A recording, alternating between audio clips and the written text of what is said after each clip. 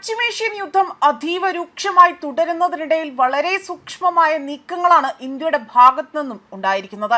ഇറാനുമായി നിരന്തരമായ ചർച്ചകളുടെ ഒരു ശ്രമഫലമെന്നോണം ഇന്ത്യൻ തീരത്തേക്ക് ഹോർമൂസ് കടന്നുകൊണ്ട് 8 കപ്പലുകളാണ് ഇന്ത്യ ലക്ഷ്യമാക്കി എത്തുന്നത്. എന്നാൽ ഇതിനിടയിൽ നിരവധി തവണ ചില കിംവദന്തികൾ പ്രചരിപ്പിച്ചെങ്കിൽ പോലും ഒന്നിൽ പോലും ഇന്ത്യ ചെവി കൊടുക്കാതെ തന്നെ മുന്നോട്ട് നീങ്ങുകയാണ് എന്നതാണ് വാസ്തവം. ഇന്ത്യൻ വിദേശകാര്യമന്ത്രി എസ് ജയശങ്കർ ആകട്ടെ ഇറാന്റെ വിദേശകാര്യമന്ത്രിയുമായി തന്നെ ഏകദേശം 6 തവണയാണ് ടെലിഫോൺ സംഭാഷണം നടത്തിയത്. ഇക്കഴിഞ്ഞ ദിവസവും ഇറാന്റെ വിദേശകാര്യമന്ത്രി സായിദ് അബ്ബാസ് അരാക്ചിയുമായി ജയശങ്കർ നിർണായകമായ ഒരു ചർച്ച നടത്തിയതായിട്ടുള്ള വിവരങ്ങൾ ഇപ്പോൾ പുറത്തു വരികയാണ്. മേഖലയിലെ സുരക്ഷ, കപ്പൽ ഗതാഗത തടസ്സങ്ങൾ, ഊർജ വിതരണത്തിലെ ആശങ്കകൾ എന്നിവയാണ് ഇരുവരും തമ്മിൽ പ്രധാന ചർച്ചാ വിഷയമായതെന്നതാണ് റിപ്പോർട്ടുകൾ സൂചിപ്പിക്കുന്നത്. ഇതോടുകൂടി തന്നെ ഇന്ത്യയുടെ മറ്റൊരു നയതന്ത്ര നീക്കത്തിന്റെ നേർക്കാഴ്ച എന്നോണം തന്നെ ഇപ്പോൾ കാണാൻ സാധിക്കുന്നത് വളരെ മികച്ച രീതിയിൽ ഈ ഒരു സൗഹൃദം മുന്നേറുന്നു എന്നതാണ് ഇവിടെ എടുത്തു പറയേണ്ടത്.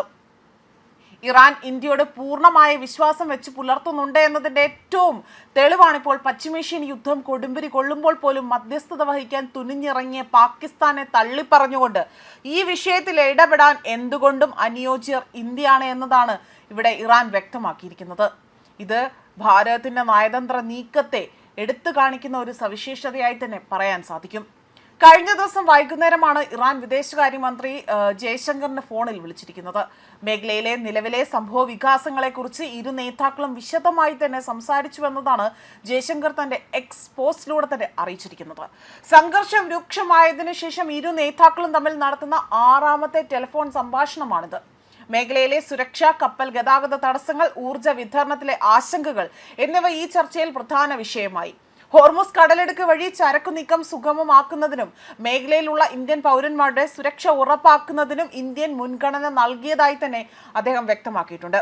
യുദ്ധ സാഹചര്യത്തിൽ ഇന്ധന വില വർധനവും വിതരണത്തിലെ തടസ്സങ്ങളും അത് ഒഴിവാക്കാനുള്ള നയതന്ത്ര നീക്കങ്ങളും ചർച്ചയിൽ അവിടെ ഉണർവേകിയതായി തന്നെയാണ് റിപ്പോർട്ടുകൾ സൂചിപ്പിക്കുന്നത്. ഇതിനു പുറമെ തന്നെ ഖത്തർ പ്രധാനമന്ത്രി Sheikh Muhammad bin Abdul Rahman അദ്ദേഹമാകട്ടെ UAE വിദേശകാര്യമന്ത്രി Sheikh Abdul bin Zayed Al നഹ്യാനും എന്നിവരുമായും ജയശങ്കർ ആശയവിനിമയം നടത്തുകയും ചെയ്തു.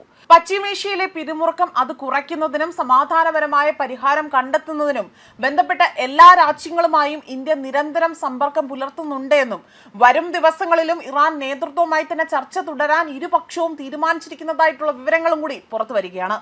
പശ്ചിമേഷ്യയിൽ തുടരുന്ന യുദ്ധത്തിൽ പാകിസ്ഥാൻ മധ്യസ്ഥത വഹിക്കുന്നുവെന്ന വാർത്തകൾ ഇപ്പോൾ ഇറാനാകട്ടെ അപ്പാടെ തള്ളിയാണ് രംഗത്ത് വന്നിരിക്കുന്നത്. ഇറാൻ പരമോന്നത നേതാവ് ഇന്ത്യയെ അവിടെ പ്രതിനിധിയായ അബ്ദുൾ മജീദ് ഹക്കീം ഇക്കാര്യം വ്യക്തമാക്കുകയാണ് ചെയ്തിരിക്കുന്നത്. മാത്രമല്ല ഇന്ത്യ ഉൾപ്പെടെയുള്ള എല്ലാ രാജ്യങ്ങൾക്കും സമാധാന ശ്രമങ്ങളിൽ വലിയ പങ്ക് വഹിക്കാൻ സാധിക്കുമെന്ന ഒരു പ്രത്യാശ കൂടിയാണ് പ്രകടിപ്പിക്കുന്നത്.